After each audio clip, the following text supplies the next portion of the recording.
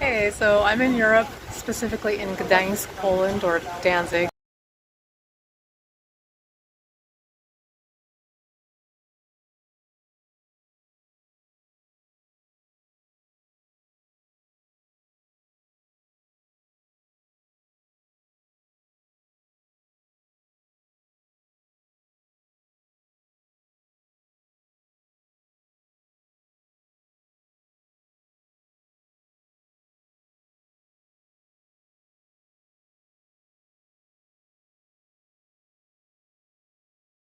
And just because I'm on vacation doesn't mean I'm not obsessed with all the plants.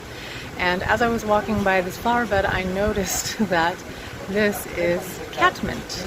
It's still really beautiful, and you can see the pollinators are enjoying themselves on the flowers that are there. But if you look on the inside, you can see there's a bunch of new growth down here. So if you wanted to, you could, I'm not going to, but you could cut either here or down all the way to the bottom and let this new growth flush out, and it will take over because you can see that the plant is flopping and yellowing a little bit. It's the mid-season slump. This is definitely optional, but if you choose to, you can do that. It will flop anyway, and the new growth will come out the center and fill in, while the old flowers will die out and turn yellow. It is hard to trim though when it's in this state because, like I said, the pollinators still love it. So it's up to you. But again, let's look inside there.